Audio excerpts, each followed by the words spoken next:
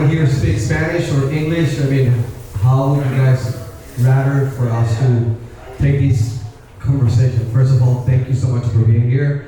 We're excited to have a community of sellers and super grateful that you have been able to take your time on a Thursday and being here. That's a great first step for getting to be a part of a community and understanding that together we can grow more, and I think that value. Thank you so much, you guys, for taking the time, because I know it's really hard.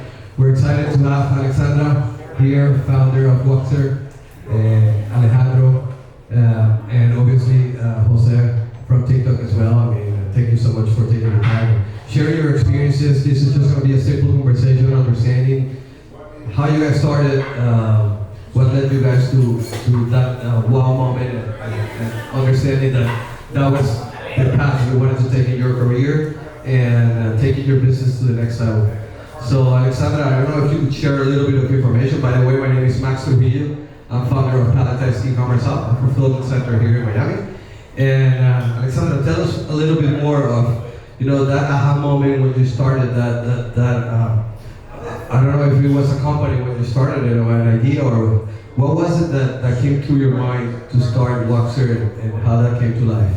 Of course. Hi everybody, my name is Alex. Call me Alex. I started Voxer. It's a women's boxer briefs out of a need. I didn't feel comfortable with the underwear that was out there, and I wanted to provide a choice for women. A more comfortable choice, an empowering choice, and that was boxer briefs. So I started it to solve a problem, and I also started it for me because I wanted to do the product myself.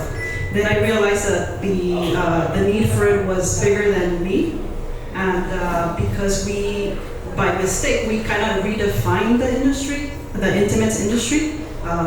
In the past, it's been defined by thongs, panties, and briefs, and now you have another underwear that's boxer briefs, and providing that choice to women made the company scale really fast, and also it was almost like innovation and redefining an industry.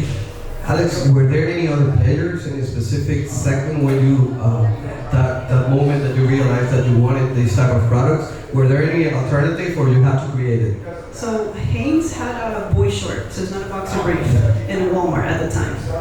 No waistband. Were they oriented to women's, or they were? Women, okay. but no waistband. Okay. So that's an issue, and also very, very short. Calvin Klein also had a boy short. Okay. They just didn't go to like a 5-inch inseam or a 3-inch inseam. It was it's like the definition of a boy short. And then later on, 2013, a competitor came in. Okay. So I have like a lift to the Uber. So going back, what year was that? When I first did the first run, yeah. 2011. Oh my God! So yeah. It's been a while. Yeah. Amazing. Ale, tell us a little bit more about Polar Monkeys. I understand that it started as well as a need, so that's something that you guys have in common in terms of how that idea came to your mind. And I know you had an injury or something like that doing some sports. So tell us a little bit more of how Polar Monkeys came to life. Yeah, sure. For those who don't know, Polar Monkeys is a cold plunge brand. We started 4 years ago, and it really started very organically. It started as something I wanted for myself. There wasn't any options in the industry at the time, so I just wanted to build a product for myself. At the time I was putting bags of ice in a garbage can. Yeah, I mean, right now there's so many options, but at that 4 years ago, I probably didn't know that cold plunge existed. So how did that came to your radar? I was coming off some injuries, some surgeries, shoulder surgeries, and through that I was really desperate and met a lot of people in the fitness industry, the health industry, and I think like a physical therapist at some point recommended cold water, which I tried, and so really what brought me there was the injury, but it wasn't the reason why I stayed there. Okay. The reason why I stayed with the cold, I saw other benefits, more like the mental benefits. I liked how it felt, and I didn't really see improvement with the injuries, to be honest, but I really did love how it felt like mentally, and so I really like the benefits for other things, not just the injury. That's amazing, and that's something that, as I said, you guys had in common. You created something that you guys needed yourself, but I mean, I need so many things myself, and I don't create a business out of it. I don't make a living out of it. So how did you guys suddenly, snap? Okay, I can make a living out of this. I'm gonna start making these boxers, and I'm gonna take it to the next level. How for you that transitioning from an idea, from a need that you had, into actually living out of that? Because I'm guessing when you started and you created your own prototypes or something like that, were you making a living out of it, or were you doing something else, or how did it become a business for you? So before that, I had another business. I was very lucky that my dad was a business owner throughout his life. So I grew up with that influence and that mentorship. And out of college, in high school, I knew that I wanted to be a business owner. I just didn't know if it was going to be couches, if it was going to be toothpaste, or if it was going to. I knew it wasn't going to be a service. Okay. I knew it was going to be a product. And I just needed to find the thing. And my dad early on told me, hey look, I am opening a new business. I need you to create an advertising agency for my as seen on TV products. And I'm like, okay, how do I do that? I'm 21. And he's like, well, Google. Okay. And then just start calling every single channel. My job was to create an agency that sold TV time, TV media, so that we could put our commercials on TV and sell products. So I did that. It took like a year and a half to kind of learn everything. Okay. Then another 3 years to understand how to manage people. That was probably the biggest lesson in my 20s. And you still get it wrong, by the way. You kind of never learn. We all do. Yeah. And that's how I got started. So when I started Walkser, I had already committed so many mistakes in my previous 7 years that I'm like, okay, well, I can hedge risk a little bit better. Of course. And it allowed me to be profitable. Did you get both positions at the same time? I mean, were you transitioning from one position to the other one? Were you committed 100% to Walkser at that time, or were you in between? For 4 months, I was committed. Yeah. Okay. So I left the other business, and then for 4 months, no other business, trying to figure out the path. Okay. It's self-funded, so it was pretty hard. So bootstrap. Yeah, bootstrap. Full supply stores, and I think the only water chiller, so that's the machine that pulls the water that I could find at the time. It was actually used for irrigation of cannabis. So Oh my God. Apparently the cannabis plant likes cold water. Okay. So these are the only people that I could find that made machines that pull the water. Okay. And so I was able to get my hands on one of those. And then, when I just made it, like I really had like good feedback from my friends. Like they really enjoyed coming to my house and just trying it out. And I had one time like an idea. I was just coming off another job before. I was in finance before. And then I had this idea like, okay, maybe I'll just take a picture, So I think this is a great thing about like technology, Shopify. Like you can start a business with such low cost. Yeah. In very short amount of time. So probably the whole thing took me like an hour. Like just to build that Shopify page and upload a photo, and then so I just took a photo and made a Shopify page and an Instagram page. I think I probably spent like maybe $300 or $400 in ads for the first one, and I think within 24 or 48 hours, someone paid like $3,500. Oh my God. Yeah, so So you had your first sale. In 48 hours, I made like $1,500. So I still didn't have like a business plan or anything crazy at the time. But I said, okay, so let's do it again.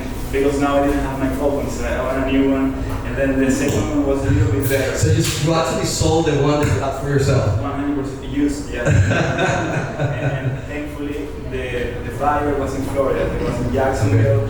And you had some engineer background by any chance, or? Yeah, I did engineering in school, so it probably helped somehow. Of course. But I think you can learn a lot of things to of the internet But- and trial and error, you know. And that's something that you guys have that's extremely common on entrepreneurs, but on you guys, you're breaking the complete status quo of what existed, because you created something completely new, a need that probably a lot of women had and didn't actually have a place to go to. And you as well, created something that wasn't as popular as it is. And then it grew to a point that you guys are actually custom made, basically completely different to whatever it's on the market.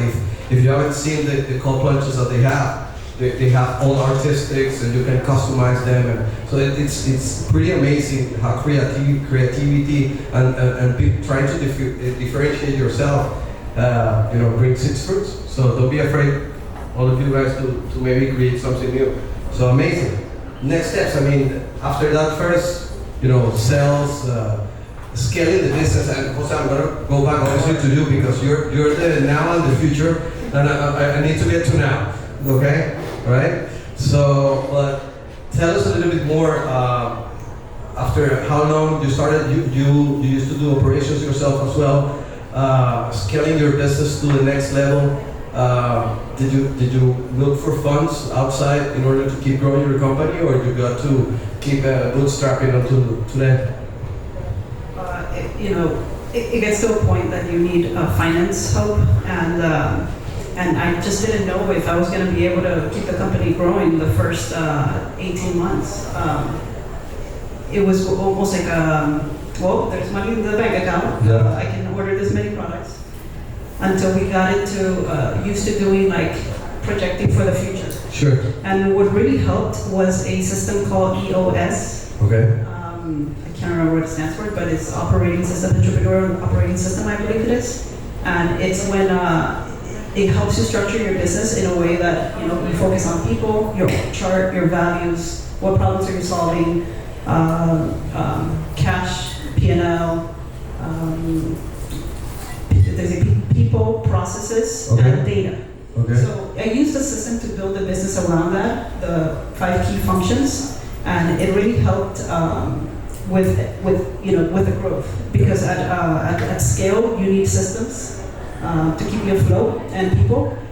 So that was very helpful. And at the end of the day, understanding that obviously you were in innovation at that time, but you had to go beyond there because other companies could copy what you were doing. So what made you, stick around, and what made you become even?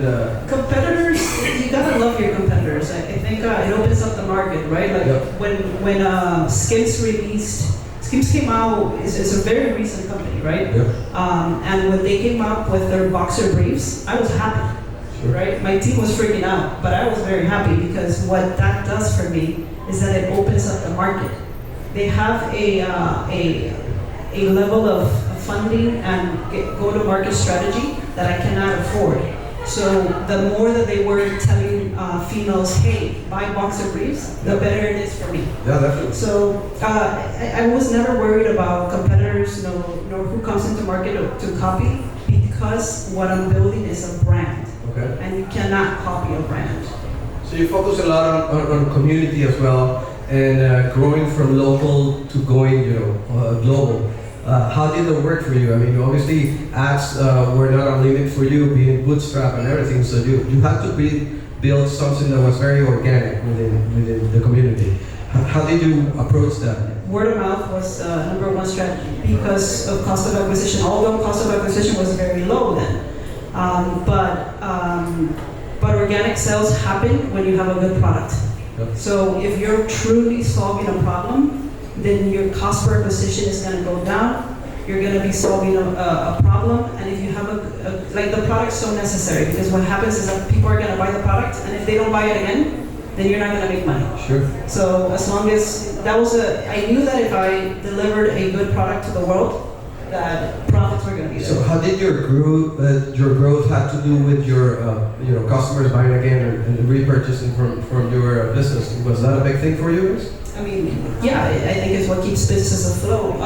You have to have that repeated purchases. Even car companies, Yep. they're looking to keep their customers. Which I guess for you was different, because obviously when you have one, so you're not going to buy another one the next year. So how did that for you? How did you focus that strategy differently in order to keep growing the business and taking it to the next level? Yeah, I agree with Alex that I think word of mouth is your best marketing strategy for sure.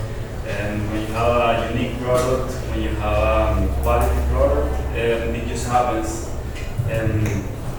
So I think for us, one of the reasons we were able to grow so fast is just that we really had a unique product. It was an original product. At the time, there wasn't any options available in the market. So, and it was a good quality product. So even though, now, there are probably like 10 brands coming to the industry every week maybe, but we're still very different. So every brand is ordering like the same product from the same factory in China. So we make our own custom machines. We have like a patent, and we also have like custom design. So if you see our products, they are really sick. We work with artists, and the artists actually make some illustrations that we print in our products. So our products are extremely unique, even though. And that uniqueness came from the beginning. I mean, obviously the first one's not, or yes, was your first one already drawn or customized at some point? Well, at the beginning we were unique for a different reason. We were unique because there wasn't any company selling the products. But shortly after, I think there were 2 other companies to be fair, but at completely different price points. There was one company selling $15,000 plunges, another one selling like $6,000. Like for 2 full years, we were the only company selling a cold plunge under $5,000. And then, so I think the artwork thing, I think the main reason is really just because it's really cool. But also the first prototypes were kind of ugly, and I just wanted, I did a lot of trial and error. So each time, each version was a little bit better than the last one, and especially aesthetically, because the first models actually were really good quality in terms of the mechanics. Did you have any warranty issues or anything like that? Actually, some of those first models we delivered, we never received one call from them because they were so good quality. Like these water chillers, the one for the cannabis industry, they are like the Rolls Royce of the water chillers. And we only had one time when we switched to manufacturing in China, so we did some stuff with them. In the first batch, it was horrible, but we caught the problem. Okay. It was. We got it very early. We received the product, we tested them, and we detected the problem. It was just a problem in terms of all the products were basically sold, and I didn't have a lot of money. I basically had like days of money because all the money was in inventory, and just getting all this inventory from China takes such a long time. Yeah, I mean, cash flow was. But because everything was growing so fast, then I think the mistake was ordering too many too fast without trying them first, but I don't know if I had an alternative. Thankfully we survived. We always did it and delivered those ones.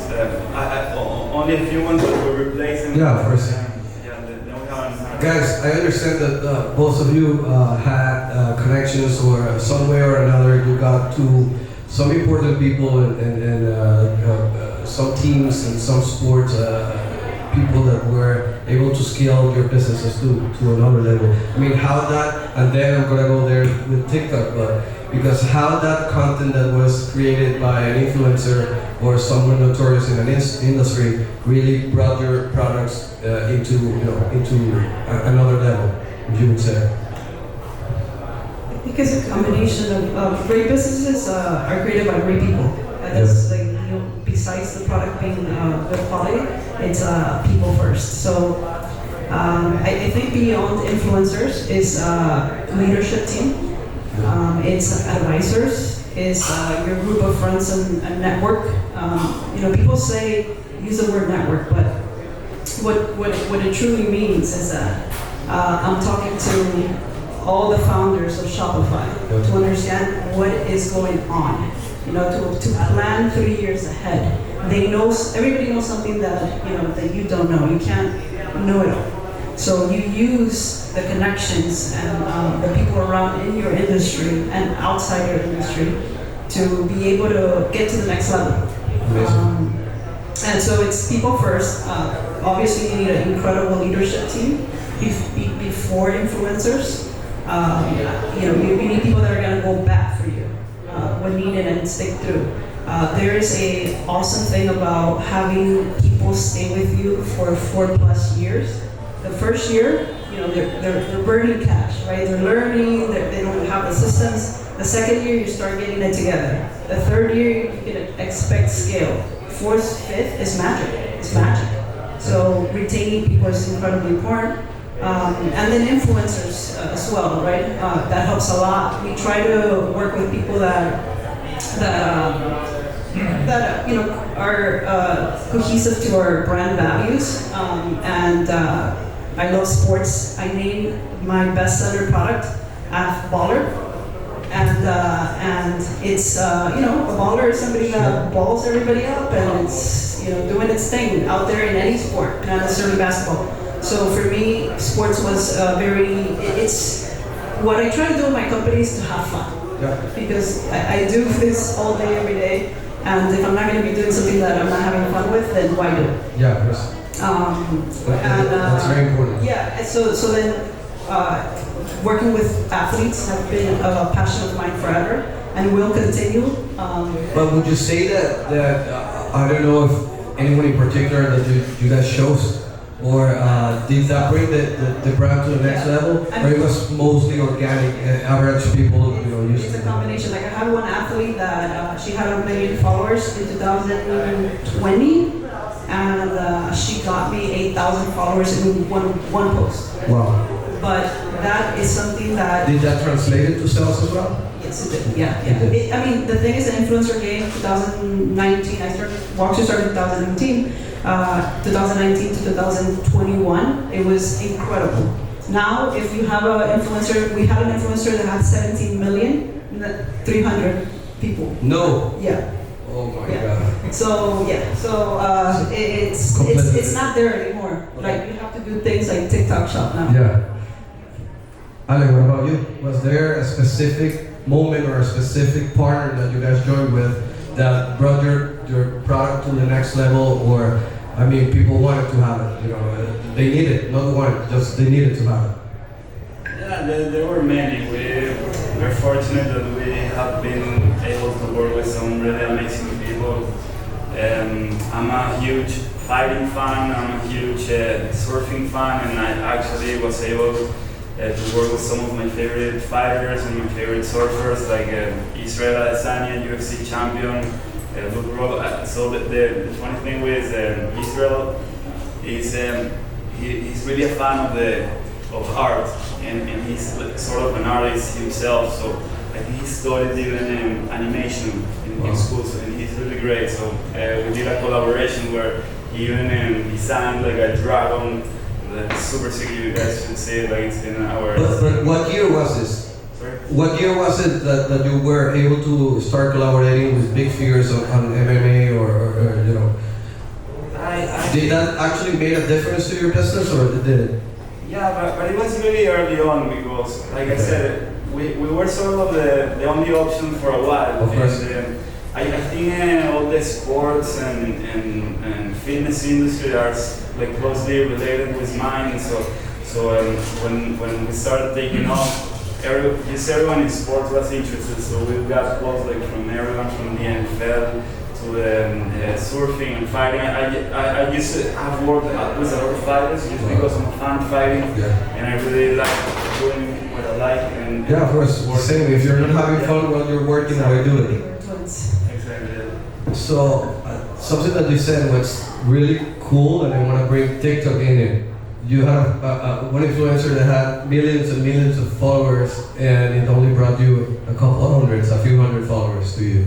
Now, how TikTok is actually changing the whole industry, because it started more as a social platform, but now it's more a social e-commerce platform with user content creators and content generators. How does TikTok is actually revolutionizing, changing the whole way of doing business in e-commerce right now? Well, first of all, thank you for the invite. It's great to see some entrepreneurs here really hearing the stories. Jose Luque, I'm always been on the marketing side. I started on the agency, I moved to the client side, and now in ad sales. So basically, I sell advertising space for the brands and the agencies. And I have always seen these big enterprise clients, big budgets, big TV budgets. Google came along, it was easier. Google gave it to everybody. Yeah. Now, Facebook give it to everybody. So they copy the same model. TikTok give it to even the entire world. Yeah. So we really democratize the creation, and we're now democratizing also businesses in a way, because you can hear these stories. You can really now launch a product without having the TV budgets, without having the big productions. So it's about that story that these guys they just told you, his passion, her problem of trying to solve for what the market is not giving you. Now a platform like TikTok can give you actually the opportunity to fulfill your dream and actually make it a business. And it's not only TikTok, it's also the ecosystem, because Shopify has also changed.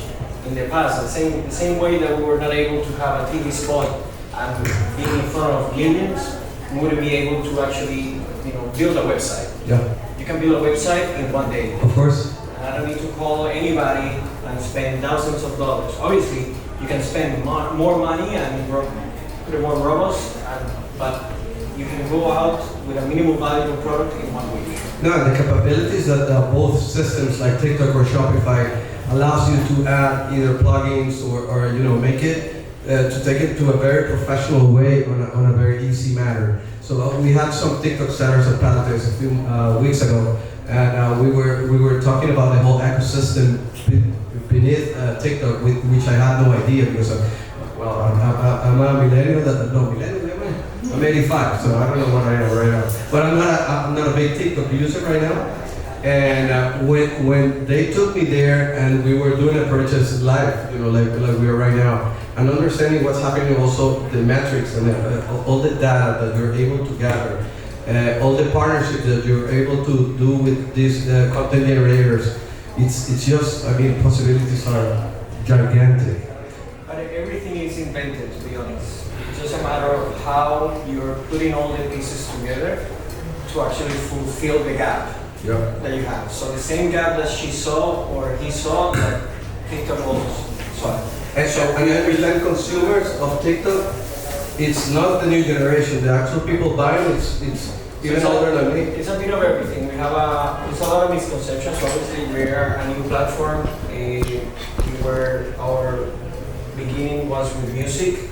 So we started with music, very young demographics, but now really TikTok is for everybody.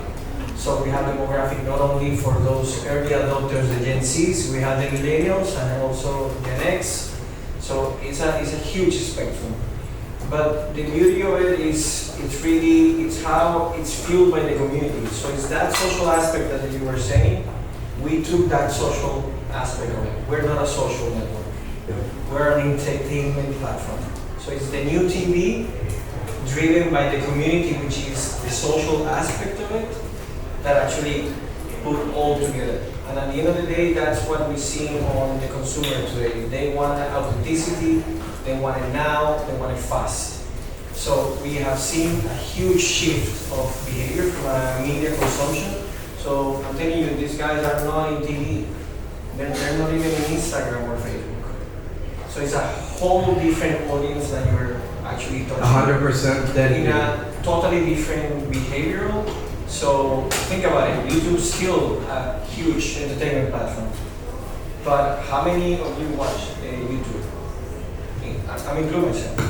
But it's a 5, 10, 20, an hour minute videos. Yeah.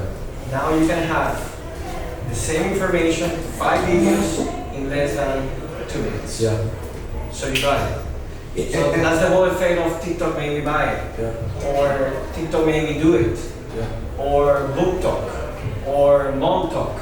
So there's a lot of topics on the community driven by the same community that the brands play along. And I understand one of the most interesting aspects of TikTok is how easy you can actually do a purchase. It's just one click checkout. This type of make it easier. Is any kind of product related to TikTok? I mean, could you get a cold plunge? Is that something that anyone does, or is it more smaller ticket prices? I mean, where do you guys strive the most for e-sellers in the industry? It's a good question. Obviously, the platform it's just TikTok Shop is less than a year. Yes, you mentioned the one click. Who invented the one click? Amazon invented the one click. So everything is invented. The live. We used to have the old TV, remember the infomercials that started at 11 o'clock at night? So they're now earlier and shorter and faster. But in a way, it's, we have given the tools now to the people to really take it and fly with it. And the authenticity is the beauty of it, because consumers are really moving away from that perfection, which in a way is Instagram. Everything needs to be perfect, everything needs to be, take a picture of it. In TikTok it's the opposite. In TikTok is I want to see the picture in the wrong place, I want to see the bathroom all when. How many of you have seen the advertising in TV of a bathroom? It's perfect. No. Well, the kitchens are perfect. It's not real. Not organic. It's not real. It's not your house. So when you go to TikTok, you see a mess in your kitchen, a mess in the bathroom, and we keep telling that to advertisers. The more perfect you do it, the worse, because then you know that that's not real, and people want the real thing. And it's each platform has their own role, So it's how you understand the role of that platform for your product, so you can advertise it better. Jose, tell us about what's coming in terms of the platform in live shopping.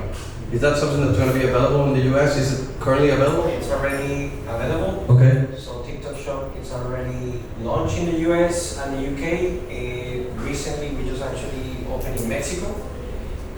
It's huge. There's a lot of logistics in a way that needs to be done. The platform is ready. Yeah. But it's a journey. Understanding Asia is one of the biggest way of buying its live. These live guys streaming, doing live content.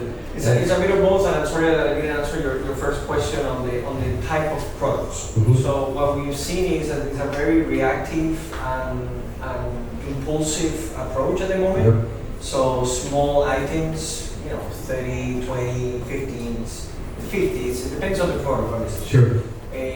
We've seen also clients now really interested in the hundreds and above. But it will take us there. At the moment, it's in that core of that quick buy, but eventually. Well, and that's what's amazing about using both tools together, Shopify and TikTok, because obviously, let's say if you're gonna buy a cold plunge, you might not buy it directly on TikTok, but you see it on TikTok, and then you're gonna go directly to their website, which is a Shopify, and they're gonna buy it directly from that site, looking to see if it's real, or how many reviews does it have, or so that's super important. I'll start with you. What's the future of TikTok in terms of the platform, demographics, growth? So we are continuing to be in growth mode. In the US, I think it's very public that we're more than 170 million users. In Latin America also, we're still growing with double digits. And I think the future is not only commerce, because it's already here, but it's also AI, as everyone is doing. So we have a huge suite of AI products and tools that they obviously are going to be plugging into the intelligence of commerce. So it's how we fuel commerce even further. That's in a way where we try to lead. Ale, what about for you guys? I understand you took to a business right now that you were able to do a certain exit on the business. You keep working on the growth mode of that company, or what's the next steps of the company and you as an entrepreneur? Sure, yeah, I'm still involved. I just have some partners coming in. And for the first 3 years, it was all by myself. It was good, but it's a lot. And so now I have an amazing team. They are helping me with a lot of stuff, and so everything is just improving. And also, the industry is so capital intensive because the products are so expensive and the cash conversion cycles are so long. When you make an order in a factory in China, and all the products we do, they are completely new. It's not like we order something that already exists. Yeah, Or it takes such a long time and so much money. So they are helping us with everything. And so everything is improving. We have just many exciting products just coming soon. Some already be released. We have a sauna that is gonna be releasing very soon, and which is something. What, you guys are getting into saunas? Yeah, it's Amazing. But Yeah, it's not just a typical sauna. It's something very original as well. Like everything we do is unique. It's original, but it's great quality as well. So and we have other products coming soon. I feel very good. I'm still involved, although I have these partners, but they just help grow. That's amazing. I mean, obviously, getting that help and getting that support, it's going to help you scale the business to another level, definitely. Ale, what about you? What's the future of Voxer, and how do you project your company growing and growing and growing in your industry? So we just got started with sports, so we're gonna go very heavily in sports licensing. Super excited about that. Wow. There's so many women's sports out there, and a lot of leagues that are starting for women. Okay. Like hockey just became a thing in 2023, so they're in their second year now. Hockey for women. Grass? Is it grass or No, ice? just ice. Yeah. Amazing. Yeah. Baseball league for women is gonna come up. No softball, baseball. So there's so much growth in women's sports that we're gonna grow with it and support the women there.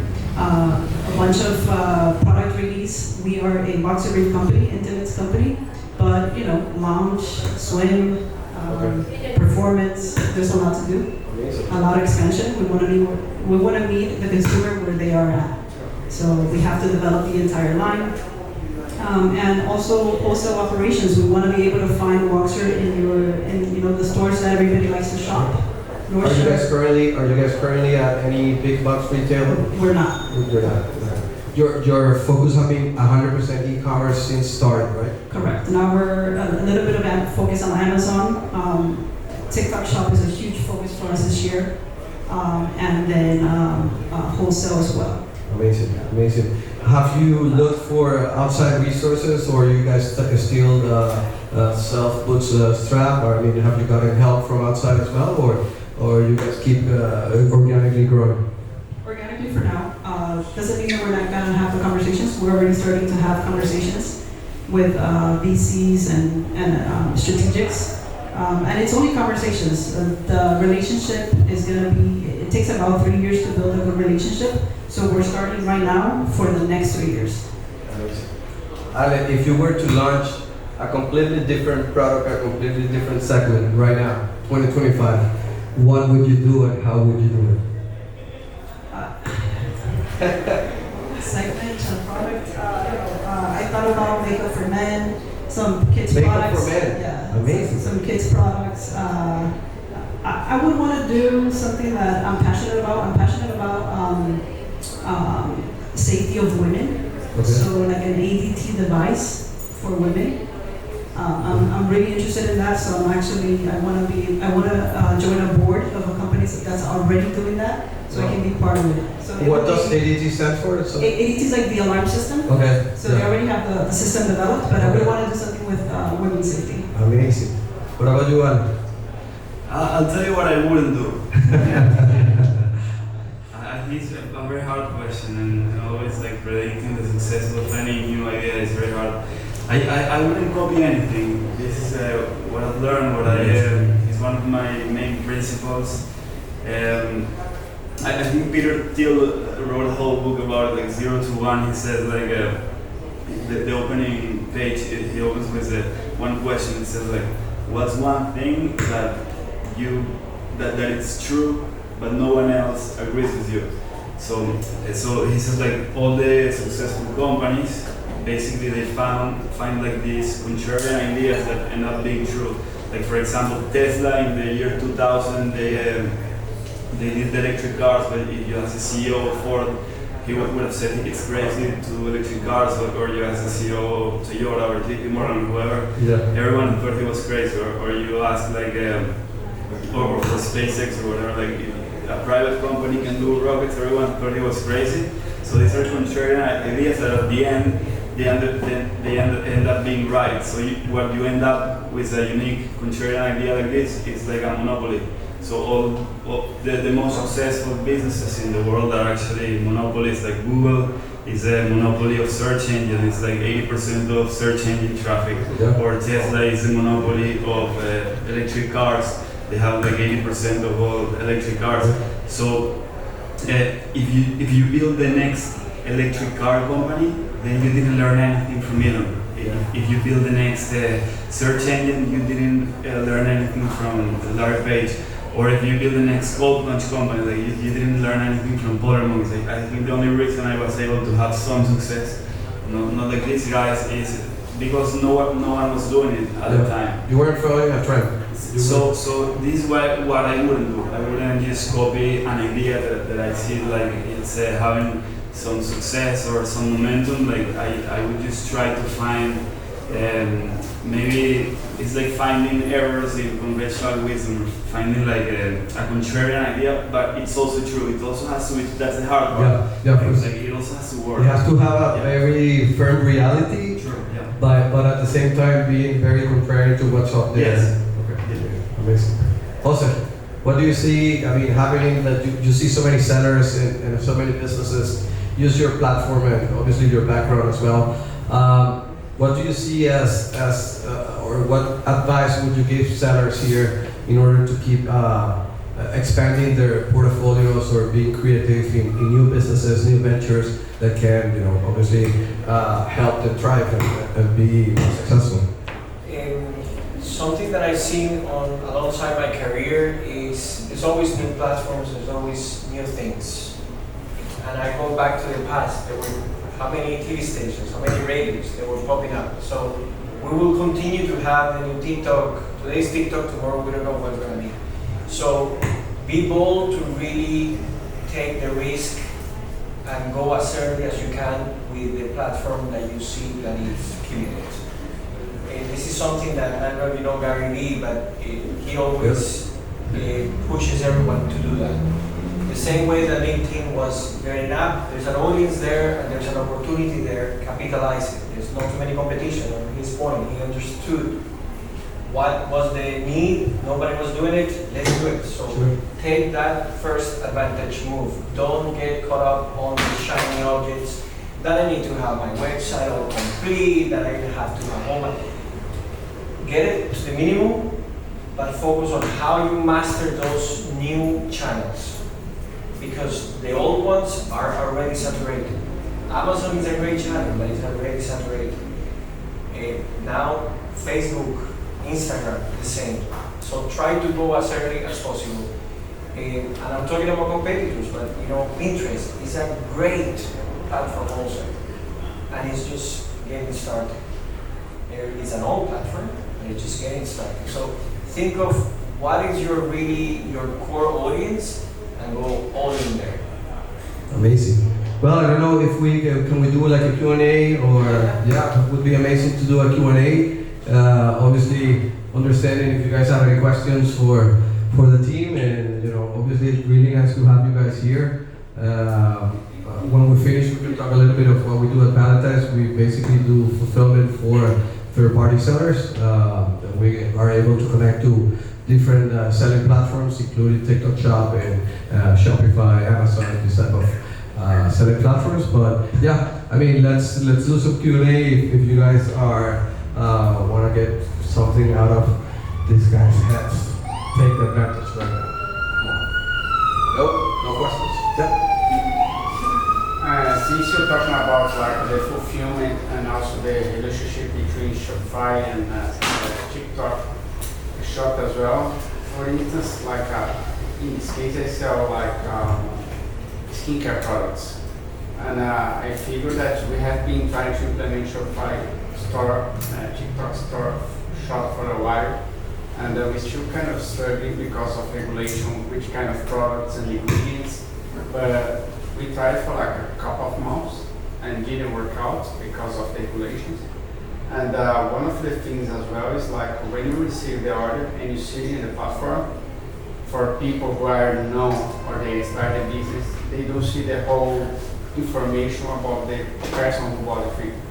So like sometimes when we got it, he was very confused because like the order gets in the warehouse and the guys were saying like, where are we supposed to see that? Because it doesn't say the whole information because of the third parties like I don't know. So I just want to know if you guys can clear this up for the ones that plan to use TikTok. That in the industry is called walled gardens. It happens in every single platform, but they're protecting the user in a way. So what you need to do is, what do you build into your product that allows them to then contact you later on? So it's either through a coupon or some call to action that allows them to gather the email or getting in touch with a consumer. That's something that happens across every single platform. Mm-hmm. So it's how you build for that. And what you really want to get out of it. Because with that information, what are you going to do?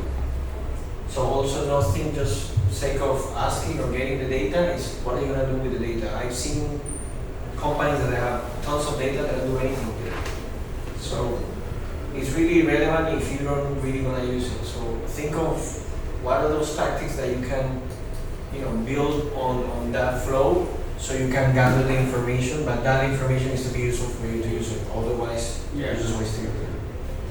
But on the other point of the regulation, yes, that it's huge, not only in TikTok, but in every single platform, because at the end of the day, you want to protect the consumer. So you just need to be clear on what to say and how to say it, because you don't want to mislead anybody. Yep. So I understand that a lot of e-commerce companies, when they're using social media or they're trying to contact the customers, upwards of 30 to 45% of their emails end up in spam. So I have a platform that basically eliminates companies' emails from going to their customer spam. It goes into their inbox. Does Shopify email have any kind of function to be able to prevent emails from going to spam? I would say that the best person to answer this would be So by the way, thanks to our sponsors, not only Shopify, but Klaviyo, which is a platform for doing email marketing, fantastic. Edu from Spotly as well. So they're asking if there's any plugins or any way that Shopify can actually manage the email marketing to consumers without those emails going into spam mail or Klaviyo. Yeah. Yeah, there are several platforms, for example, Revenue, and they can take all the information of the user without knowing. But it's more protocol how you use the platform. For example, Klaviyo is a basic platform, but you need to work on it. Be careful how Best practices. best practice. Yeah, the protocols. How you design your email, how you manage your contacts, and how you get it. Right. For example, they have email, but also a great way to contact a user is SMS. For example, I know Voxer in the past have using Messenger. You guys still use SMSs? Yeah. But yeah, it's like a best practice. Take care about your customers. Don't be like to push. Send an email. Be careful how you use and take care about the analytics also. So there's no platform that focuses on the company's reputation or Google Postmaster level, right? I mean, not that I'm aware. Klaviyo does it, right? I mean, It does it, but if you have the wrong protocol, Yeah. Well, no, that's, so, my platform is more of a done for you. So in spite of the best practices, which everybody does, because they're trying to optimize their email open rates, percentage, once you mess up your reputation, then you can't recover from that unless you do something manually to fix that reputation. A lot of people don't know that. So Yeah, but I'm guessing maybe that reputation was damaged because of lack of compliance or this. yeah, correct. But if you send too many emails at once, Yeah. for example, or a certain number of emails are not being used anymore, The servers. they end up in spam and they're automatically get rejected. Awesome. Klaviyo tells you that your emails have been delivered, but what happens after they get to the ESP, Yeah. the email service provider, nobody really knows. Yeah. So that's what we fix. So. Thank you so much. Yeah. Appreciate it. Any other questions? Yeah. For TikTok Shop. Steph, right? Yes, Steph. So you mentioned when videos, the concept of like the messy kitchen, the messy bedroom, those form. Any thoughts on the TikTok Shop lives? Any tips, and how long should they last before you start getting viewerships? There's several questions in that one. So it's a trial and error. Everyone is looking for the secret sauce. Yeah. There's no secret sauce. Because what can work today will not work tomorrow, and what didn't work tomorrow might work today. So first with that, they ask you, is it 10 seconds, is it 16 seconds, is it 45? I wish I could know. What I've seen, it's not about the length, it's about the story that you tell, and how you tell the story. So if we're talking of a short form video that you are scrolling in your bed fast and furious, I need to hook you first to start. And I'm not gonna hook you with a logo. We need to think about the hook. Once I hook you, then I go to the middle and then a call to action. You see, we're not reinventing anything. Same literally the structure, communication structure, messaging structure that we've been having for years. It's just that the spam is like this. Correct. It's very fast. Now, on the live, Yes. so I'm talking about the regular scroll. Yeah. On the live, you have to do a totally different approach. You do need to start with a hook because you need to start that scrolling. But then your proposition is to be totally different. It's not only stopping, it's like, okay, you stop because of this. And then you start building up on what you're saying. And they're different narratives. You can be as short as you want, or a story or long, because it depends on what you're saying. There's I don't know if you've seen that trend that there's one lady and they're just passing stuff, Yeah. but passing stuff in a ridiculous speed that you're not even seeing it. Yeah. But you stay there. So you see, they're all the ones that they just focus on millimetric on every single detail. But there's another one that they just show you the fabric and the sound, ASMR. Yeah. So we all get, I don't know what. They answer it. Yeah, I mean, I would say like if there's obviously there's different ways, but you know you gave that perfect tip of just like the messiness works. Is there a Authenticity. authenticity in life? Authenticity on however you, shape or form you want to show it. Okay. Listen, this is a question that the girls that we had a panel test couldn't, obviously answer, and they would say no one would from TikTok is going to tell you that. Is there a conversion rate statistic in terms of successful conversions in TikTok? But this is what I hate about my job, and it's because I asked to the same question in a different way. Yeah. I need to say depends. Yeah. When you tell that to a brand manager and a CEO and a CFO that ask you depends, marketing, what are you talking about? Give me a fact. Yeah. Give me that. Yes, I can give you industry benchmarks. That's what I'm saying. They are industry benchmarks, but that they are relevant because at the end of the day, if you don't meet those benchmarks, you're not selling, or you might be selling and not hitting those benchmarks. So we get caught up on these vanity metrics of how many followers. Followers doesn't matter. It might give you some visibility, but the sale didn't came because of that. It came because you had a really good product that attracted that people. You talk about Messi, but let's talk about Messi now that we're here in Miami. How many followers Messi has in Instagram? How many of those followers do you think an organic post reach to those followers? Less than 4 to 7% if you're lucky in all the other platforms. So that doesn't matter. It doesn't matter the story that you're telling.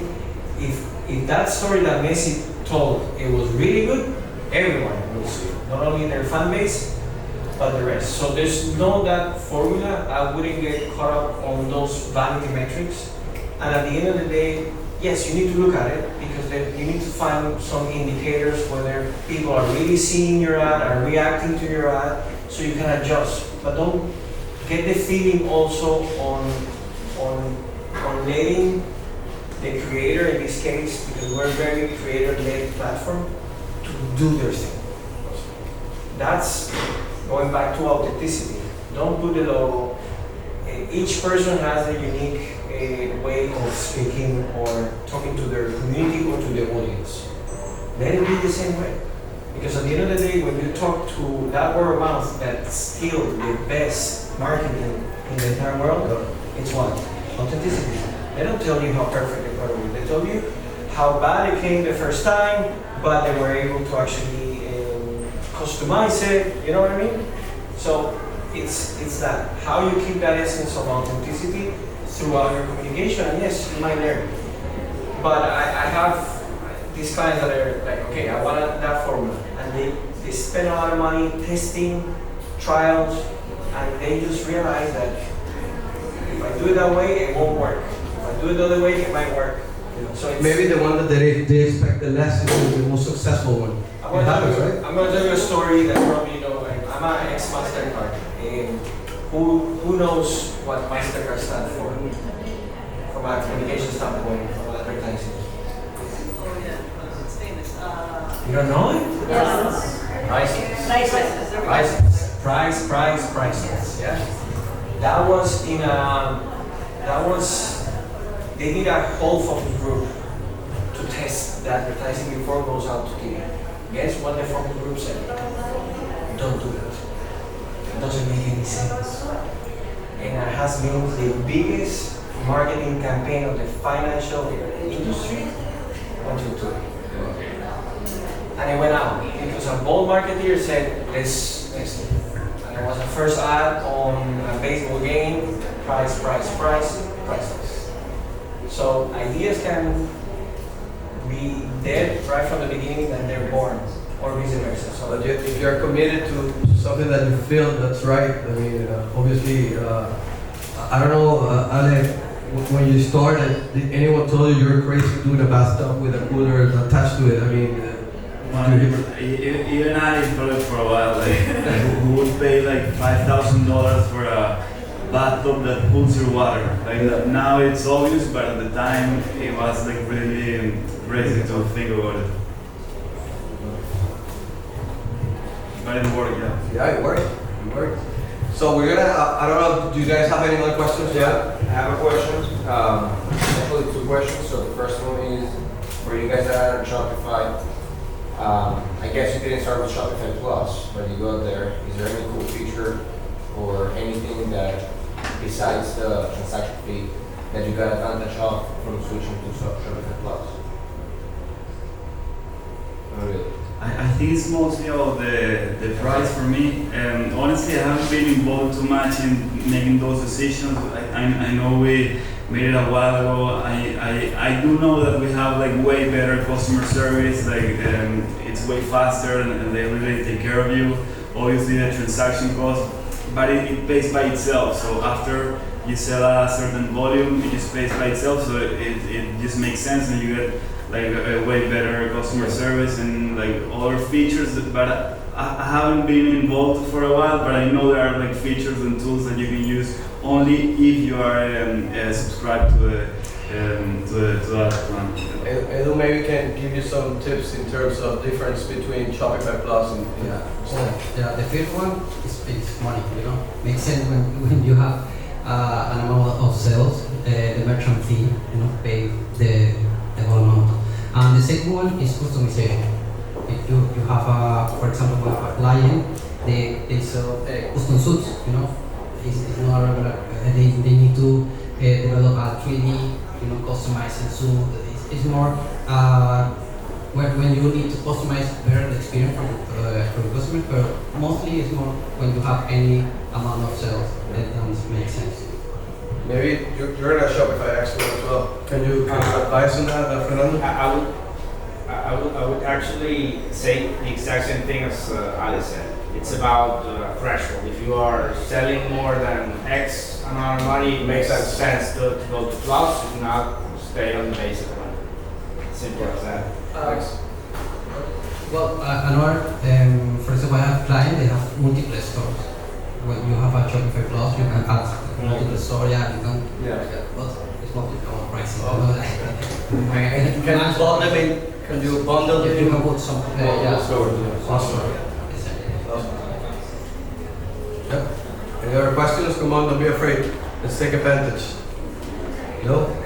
No? So the team, they got a couple presents for some of the ones in the room. We're just gonna do una rifa. Yeah. Yes, a raffle. Yeah. So is it a raffle or a Number 1 to 10. number 1 to 10? Come on, let's make it harder. Yeah. Let's say No, not for that. no. Well, let's guess how many orders did Ale had on the first month. Would you remember? But more or less. Can anyone of you guys just throw numbers out there? The one that's closer. 35. I remember the regular number. I would have to divide by average room. Well, try it. Let's figure it out. Let's make it. We know already that he did one, and it was $3,500. But let's say Ale, how many did on the first month? 50. We have 35, 50, 100. 15. 80. Okay, who said 80? It was 80? Yep. There you go. Number one. All right. Yeah, of course. I don't know. How many users does TikTok has right now? Globally. 170 million. No, The US. Sorry. US, yeah. Globally. No ideas. Come on, don't be afraid. 1.3 1.3 billion. billion. 2.5. 1.3. Let's go. You guys don't want to get some booty. My left hand. Sorry. All right. What else? ¿Qué más? How many Shopify users are there? Do we know the number? Do you have an idea? No. No? How many Shopify stores? Well, we can Google. Do you have your cell phone? How many Shopify stores are there active right now? Globally or the US? Yeah, globally. 2 million. 2 million stores? 2 million. 25. 25 million, 2 million, 1 million. 1 million. 10 million. Hey, here it's, you don't know, it could be, 12. wow. Okay, ¿cómo estamos? Okay, dijeron 25 millions, 35. 35 millions. Who said? 2 million. He said 2 million, 10. 10 million. Who's closer? She is, right? 7. Who said 7? Okay, there you go. It's actually 5.6 million, right? That's amazing. So 5.6 million stores. Yeah, Black Friday sales on 2024. on Shopify. Shopify. Okay, so I got Just Black Friday. Black Friday sales for 2024 on Shopify on the US. It could be millions, it could be thousands, it could be billions. 25 billion. 25 billion. 8 billion. 8 billion? No? Just throw it in there. 10 billion? No. Ah? So 12. Alright. You got it close enough. There you go. $12 billion on one day. right? Yeah. What else, guys? What do we have? Oh, this is a Chichin really cool gadget. Okay. We only have one. We only have one. We only have one to give away. There you go. Okay, so what else? Let's see. Oh, okay. I know that the growth for cross-border orders on Shopify grew more than local Shopify orders in the US. So companies in the US selling international had more growth than locally. What was that percentage last year? Of growth year to year on sales for cross-border trade. It's a cool figure. 100%. No. 35%. 30%. No. 17. Close. A ver, ¿alguien más? 15. Ah, come on. But it was 12%. 12% compared to a single digit, which was 8% last year, year to year. Okay? ¿Otro más? No, este está bien. Oh, mira, okay, this has a number on the bottom of it. This has a number on the bottom of it, 1 to 50. 8. 8? 27. No. Oh, okay. 13? No. 10. Huh? 10. Which is it? Come on, you suck. Ah, there you go. Cha-ching! Well, guys, thank you so much for being here. We want to try to do this at least once a month. We're trying to build this community of e-centers and try to, obviously have the industry come together, best practices, share knowledge, share expertise, experiences, failures. We didn't talk about failures, by the way, but we'll do that next. Are they still doing the fuck up Fridays? No? Do you know? They used to do that here. No? Okay. So it's an actual community started in Spain. It's called Fuck Up Fridays, and you had like entrepreneurs come up and say how they fuck things up, and they used to do it every Friday. But I think they're not doing it anymore. I don't know. I'm not sure. When you were ready for the last question and I missed it, but I was Yeah. gonna ask what was the worst night ever that you had where you're like, oh my god. Did you read any of the stuff they said about On their business, I guess. Yeah, try to talk from a position of authority rather than being like I can answer that one if you want. not educated? For me, my worst night was, I told part of the story earlier. When we started out, we started with a brand of American cheaters, water cheaters for our products. And after we started growing, we bought every water cheater they could produce. So for the longest time, we never had like a sales problem. We had like a production problem. So everything we could produce, we could sell. We even had to beg Eduardo to post the ads. Like the first 2 years, we couldn't do any ads at all because everything that we could produce, it sold automatically. And like in trying to increase the production, we went to a factory in Asia, and I just made like a huge order, and like basically all my money, like, and all the products. So when the container arrived, we tested all the products. They weren't good. They were like defective. They didn't work. I think it wasn't one night. Like I didn't sleep for the whole month. Like I lose my hair, everything. Like, but we survived. We almost didn't, but we did. Thankfully, at that point I had to sell my house. I sold my house to basically fund the business and keep it going and buy more inventory. But we had to tell like all the customers like, look, it's gonna be like a few weeks. Like, it's really bad. So we had a lot of cancellations. Did you have any issues with the marijuana guys? You taking all of the cheaters for their plants?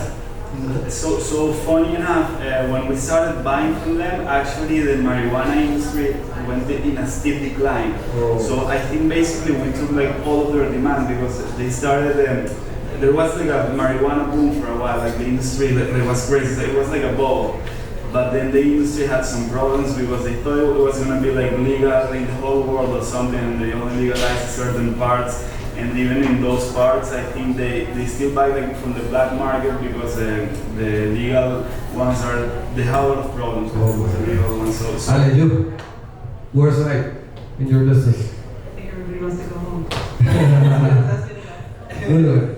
Last one. No? All right. So yeah, thank you again so much. We really appreciate you guys coming. We want to do it every month. Also, we do events at Palletized last Wednesday of every month. It's free events. You guys can come in anytime. We're gonna have a shipping discussion the last Wednesday of this month with Nabil Mauli, Vice President of ECommerce for DHL. So yeah, you guys more than welcome to come and be a part of it. All right. Anyway, excited again to be here. Let's have some Flor de Cañas, one of the sponsors of the way. Some food. They're opening, by the way, this restaurant with Edu. Give them more info. We don't have to eat, but this is gonna be a It's to be determined. It's to be determined. It's the name of the restaurant. The actual name of the restaurant is to be determined. But it's to be determined the date. You know? They take very seriously. But yeah, have fun, eat and drink. Yeah. Thank you. Thank you so much. For putting this together because I know it took a lot of time, all right? And effort.